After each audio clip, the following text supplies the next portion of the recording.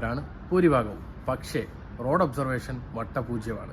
ഞാൻ പറയുന്നത് പേഴ്സണൽ അനുഭവം കൊണ്ടാണ്. ഞാൻ ഇവിടെ വർഷങ്ങളായി ഇൻസ്ട്രക്ടർ ആയതിനു ശേഷം ഞാൻ നാട്ടിൽ വന്ന് ഡ്രൈവ് ചെയ്തപ്പോൾ എൻ്റെ ഗ്രാമത്തിലുള്ള ഒരു ചെറിയ റോഡിൽ നിന്ന് ഇറങ്ങുമ്പോൾ അവിടെ ഗീവേ സൈൻ ഇരിക്കുന്നത് ഞാൻ ഇത്രയും വർഷത്തിൽ ആദ്യമായി കണ്ടത് ഞാൻ ഇവിടുത്തെ ഒബ്സർവേഷൻ ബിൽഡ് ചെയ്തതിനു ശേഷമാണ്. എന്ന് പറയുന്ന പോലെ നമ്മൾ ആരും ടണൽ വിഷനിലൂടെയാണ് വണ്ടി ഓടിക്കുന്നത്. പൊതുവേ നമ്മൾ നേരെ നോക്കുക, നമ്മുടെ നേരെ കാണുന്നതും ആ വണ്ടിക്കനുസരിച്ച് റിയാക്ട് ചെയ്താണ് പോകുന്നത്. എന്നാൽ ചുറ്റിലും നടക്കുന്ന കാര്യങ്ങൾ പെരിഫറലായുള്ള നമ്മുടെ ഒബ്സർവേഷൻ വളരെ പൂറായിരിക്കും. നിങ്ങൾ തന്നെ ഒന്ന് ചിന്തിച്ചു നോക്കുക. നിങ്ങളൊന്ന് ഡ്രൈവ് ചെയ്യുമ്പോൾ എത്ര സൈൻ ബോർഡ്സ് ഞാൻ ഈ പോകുന്ന വഴിയിലുണ്ട് എന്ന് കാണുമ്പോഴേക്കും ചിലപ്പോൾ നിങ്ങൾ ഇത്രയും വർഷം അതേ റൂട്ടിൽ ഓടിച്ചിട്ടും ഇതൊന്നും ശ്രദ്ധിച്ചിട്ടുണ്ടാവില്ല.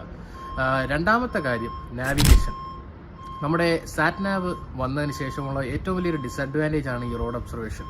കാരണം സാറ്റ്നാവ് ഇല്ലാതിരുന്നപ്പോൾ സൈൻ ബോർഡുകൾക്ക് വേണ്ടി നമ്മൾ തിരയുമായിരുന്നു.